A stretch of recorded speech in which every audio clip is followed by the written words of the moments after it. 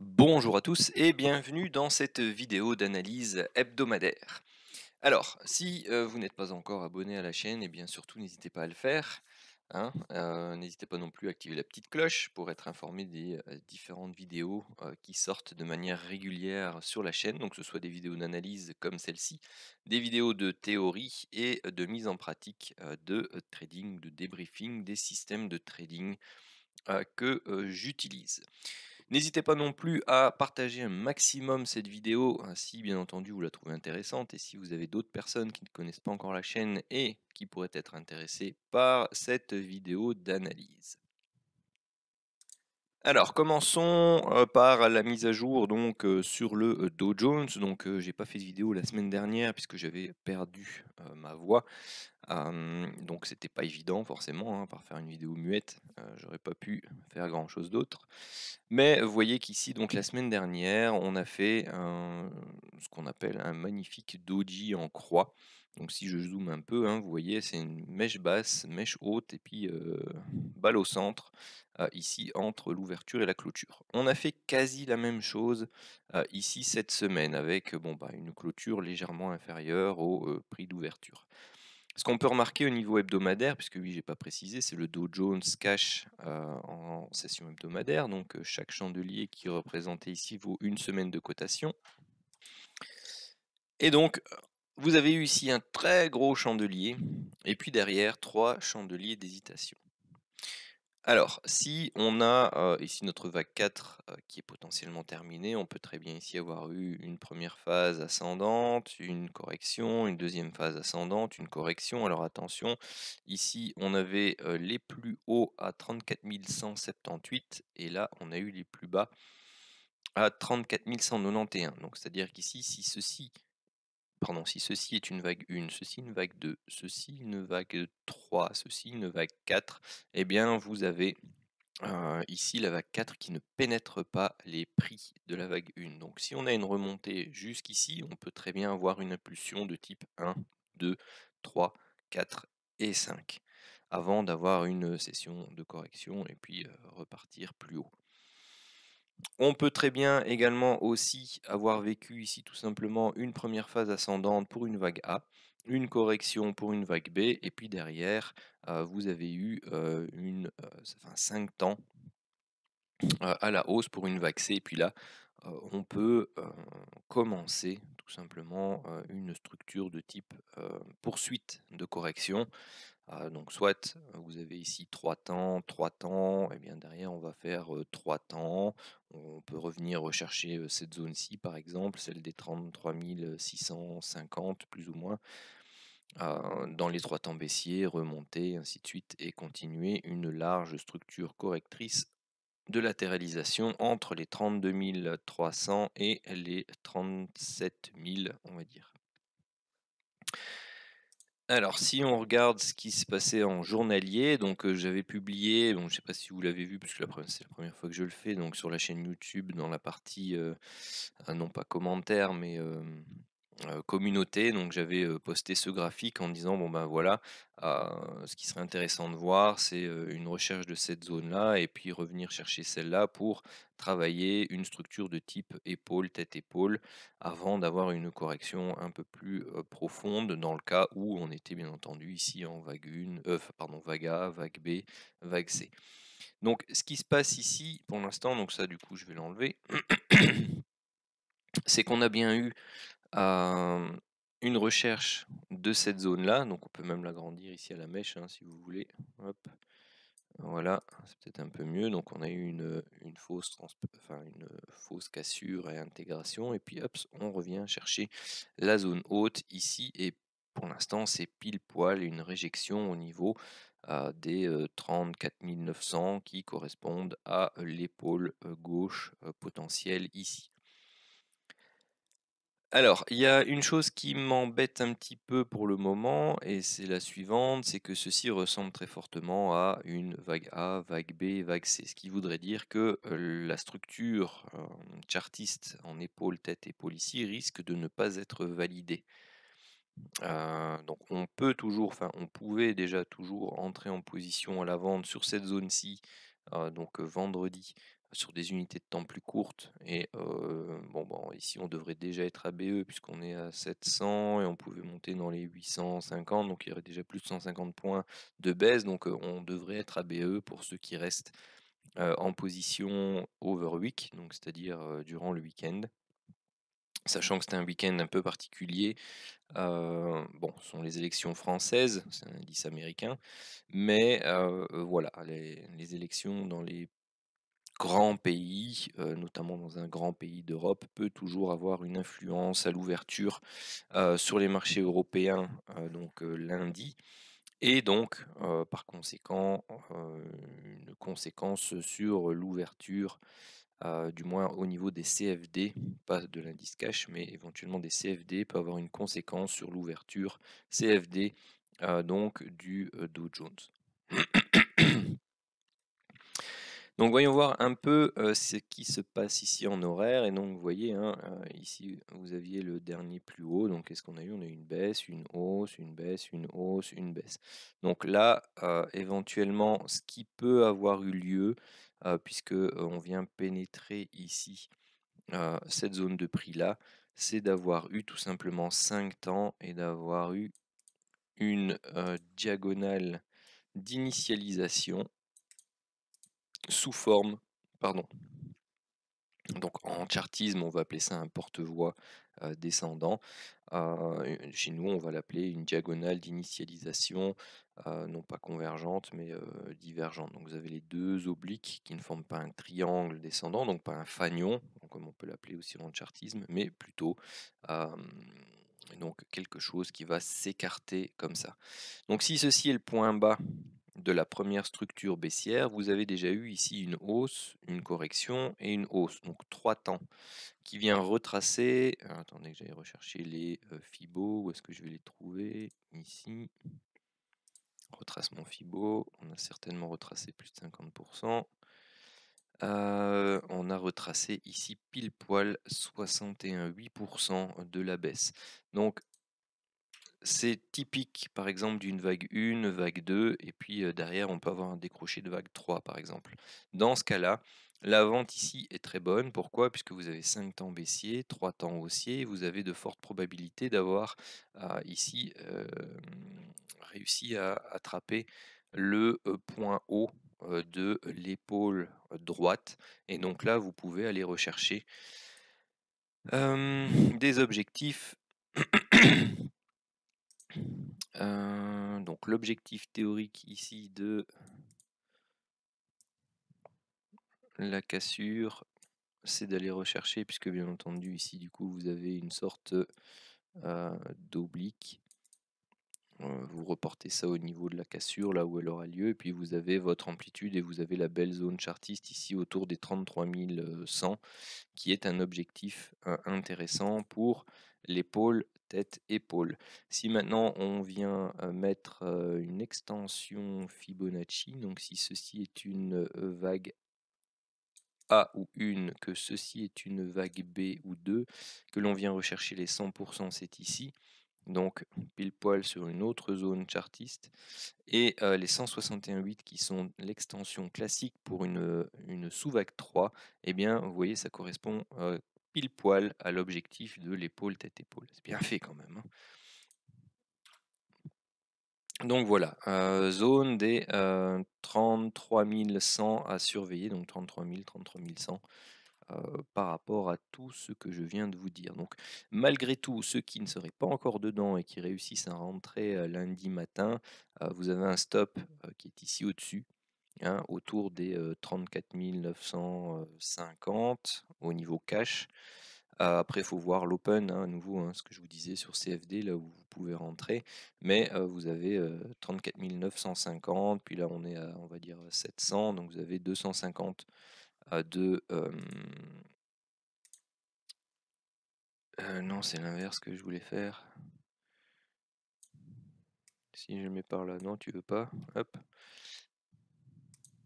Il y a les deux. Ah ouais, ok.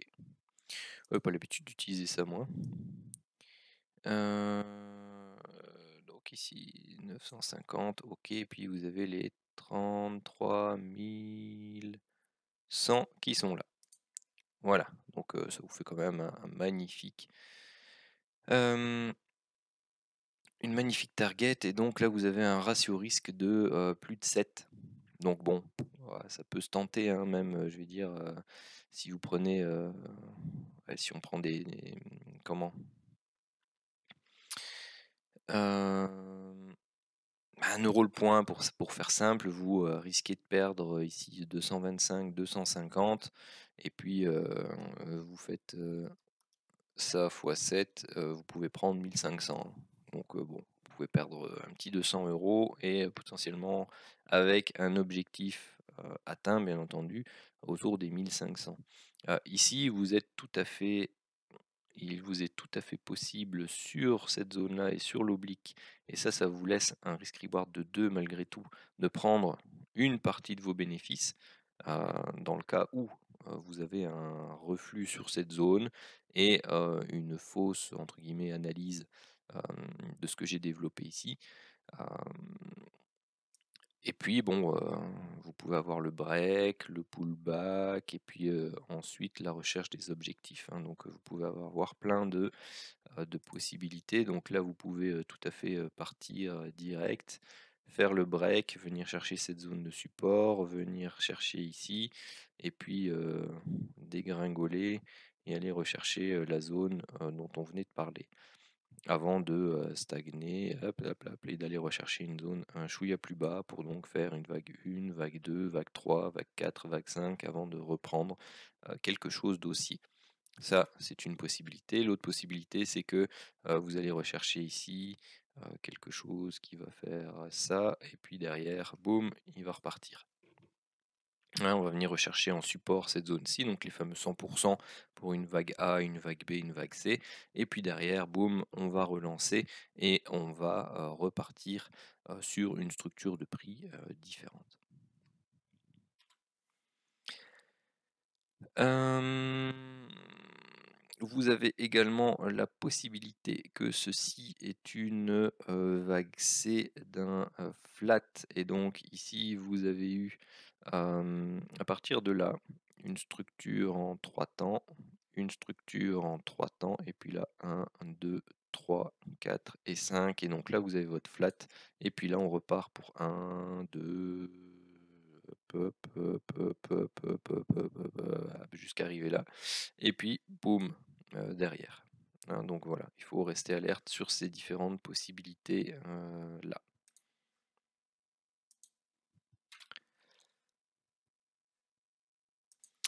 Alors, le Nasdaq, où étions-nous arrêtés? Donc, on avait ce fameux biseau là où on attendait une réaction, donc on l'a pas eu, on est allé chercher plus haut. Ici derrière, bon ben vous voyez, on est venu rechercher pleinement cette zone de résistance, et puis derrière, ben, on craque. Donc on baisse, on remonte, et puis là on a un gap d'accélération qu'on n'a pas comblé. Donc il faut voir ce qui va se passer ici. On est tout à fait à même de reprendre quelque chose de baissier pour aller rechercher ici les 13 825. Et donc d'avoir une première structure ici, une première structure baissière, remontée, deuxième structure baissière, prolonger cette fameuse A, B, C qu'on avait vue durant les derniers.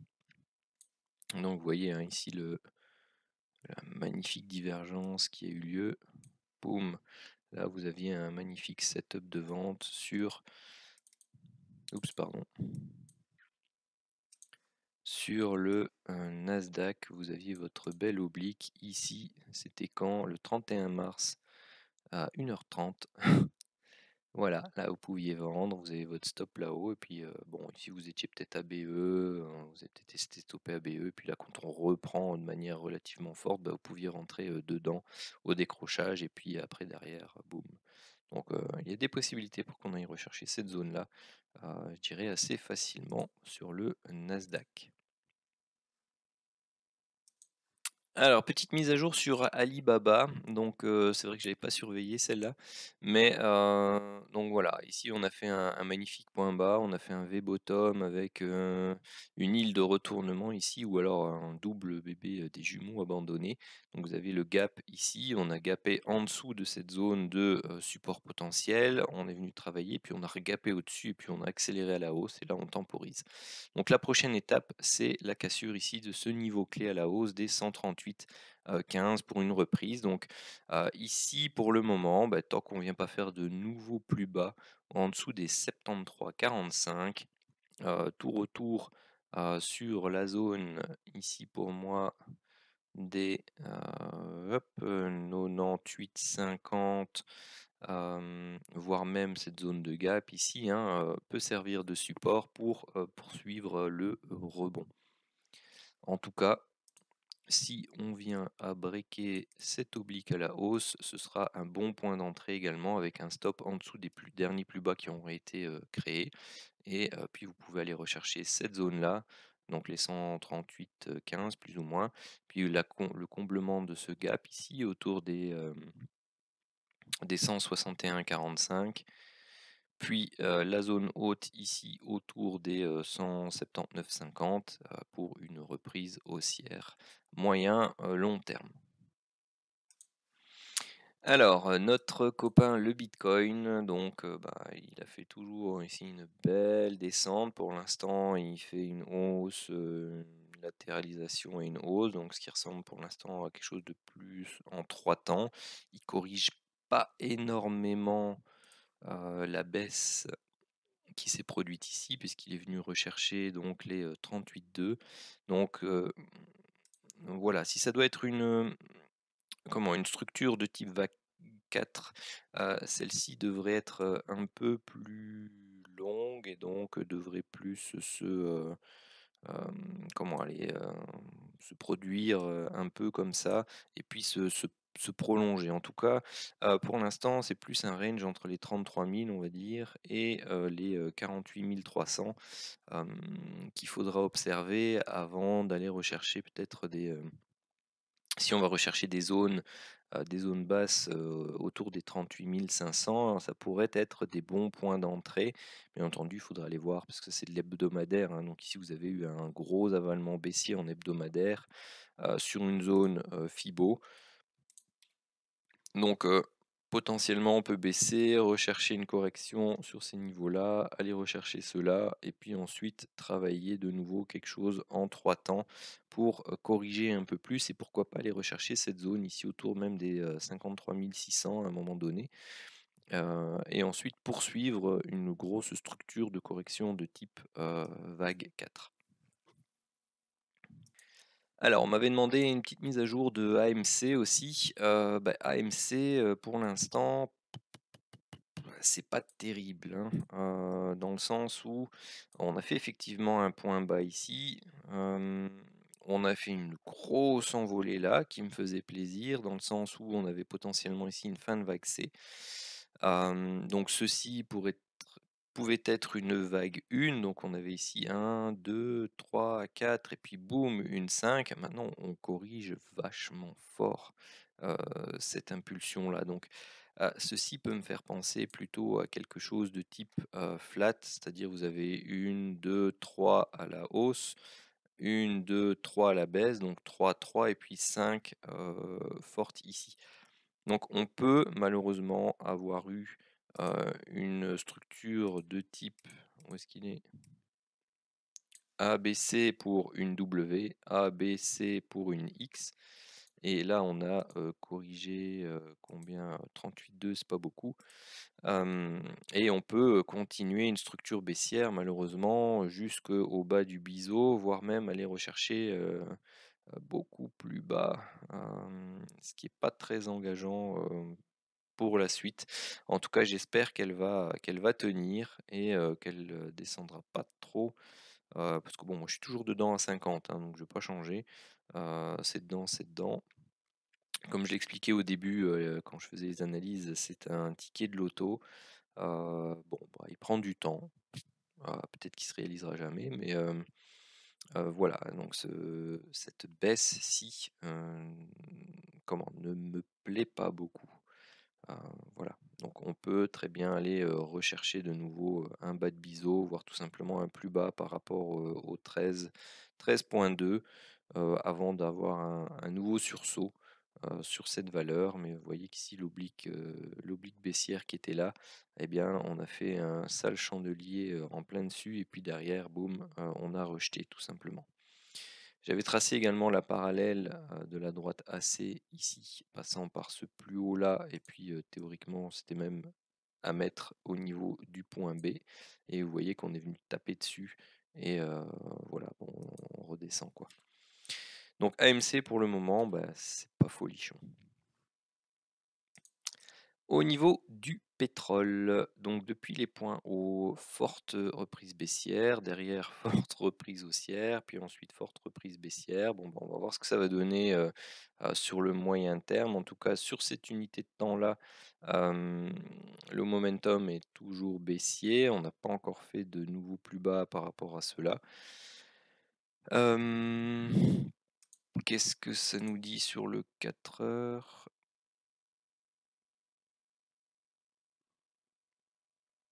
Oui, ça va, j'ai bien relancé l'enregistrement. Alors sur le 4 heures, par contre, on a des setups de divergence qui prennent forme. Donc j'ai envie de dire attention au break de cet oblique. Si on pourra aller rechercher ici des plus bas, juste faire un plus bas par rapport à celui-là, et puis derrière repartir à la hausse et aller rechercher les zones supérieures, hein. Donc il faut prêter attention à notre ami le pétrole ici parce qu'il pourrait nous réserver quelques surprises, hein, avec ces setups ici donc par rapport à cette mèche là et à celle-là, donc déjà des setups de divergence qui apparaissent, donc pas je dis pas qu'il va le valider directement, mais il peut faire un plus bas avant de le faire, hein. Donc c'est-à-dire qu'ici il peut venir taper là, voire même s'extraire un peu, venir refaire un plus bas là, avant de s'extraire carrément et d'aller rechercher des zones un peu plus hautes.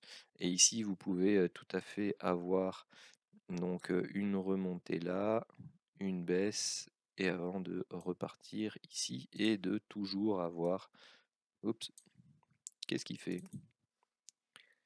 Et de toujours avoir ici quelque chose qui monte. Donc oui, moi je serais plus dans l'attente d'un retest ici, et de faire un nouveau plus bas et de travailler cette zone-ci ou cette zone-là, euh, avec une poursuite de setup de divergence pour entrer sur un point bas. Si on devait former une structure plutôt comme ceci, et ensuite vous me voyez venir comme ceci, puis comme ceci, et ainsi de suite, donc pour former une sorte de triangle, et bien le break ici de cet oblique pourrait être une opportunité d'achat pour aller rechercher cette zone bleue qui est là. Alors l'or en 4 heures, donc cette fameuse ETE que je voulais observer, pour l'instant c'est du flanc. Hop. Qu'est-ce qu'on a? On a plutôt quelque chose d'assez fort impulsif, 3 temps à la hausse, et puis là, chut, fort impulsif. Donc on peut avoir une première phase 5, 3, 5 qui est faite, donc A, B, C, et puis là, derrière, on peut très bien également, un peu comme sur le pétrole, avoir ici une hausse, la respiration, une nouvelle hausse qui pourrait aller jusque là, et puis continuer ensuite des structures de ce type-là et travailler une sorte de range un peu plus large. En tout cas, pour l'instant, en 4 heures, on a eu quelque chose de très impulsif ici. Correction, 1, 2, 3, 4, 5 ici dedans. Vous avez une hausse, une respiration en 3 temps, et puis derrière, on recommence. Donc pour l'instant, on est vraiment dans ce range des 1950, 1915, donc pas grand-chose pour le mois d'avril. Et puis, bon, bah voilà, si on s'en extrait, on peut très bien aller rechercher ici l'amplitude.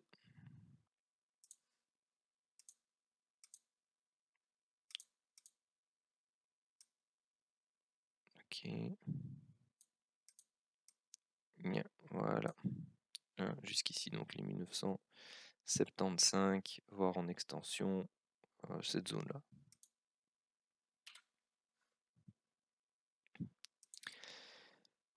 Alors, l'euro USD, donc là on est en journalier, donc on attend toujours la fin de cette vague 5. Donc au vu de la structure, hop, je vais effacer tout ça, ce que j'attendais. Au vu de la structure qui est ici, c'est plutôt une structure de type vague 4. Donc là, vous aviez eu donc la vague 1, la vague 2, la vague 3, la vague 4, et puis là derrière, on travaille ici une structure de type vague 5, enfin sous vague 5 de la vague 5, toujours, encore, et donc je m'attends toujours à un dernier plus bas ici, donc le setup de divergence que j'attendais là, bon, il peut avoir lieu un peu plus tard, et puis derrière, bon, dans cette zone-ci, on pourrait, enfin c'est pas aller plus bas, hein, on peut aller rechercher la zone marron carrément. Ah non, pardon, on pouvait pas descendre ici en dessous de cette ligne là, sinon ça cassait mon décompte précédent. Donc bon bah voilà, il faut être prudent. Juste par rapport à ça. Mais dans tous les cas, si vous avez un setup de divergence qui est ici, peu importe le décompte, ce sera une très belle opportunité d'achat sur le court terme pour une remontée au moins ici sur les 1,11, 1,11, 1,11,50 dans un premier temps pour aller rechercher peut-être les 1,15 dans la foulée. Voilà, ceci termine la vidéo hebdomadaire d'analyse de cette semaine. Si vous avez apprécié, surtout n'hésitez pas à lâcher un maximum de pouces bleus. N'hésitez pas non plus à partager un maximum cette vidéo, à vous abonner à la chaîne, et puis surtout, passez un excellent week-end et une très bonne semaine. À bientôt!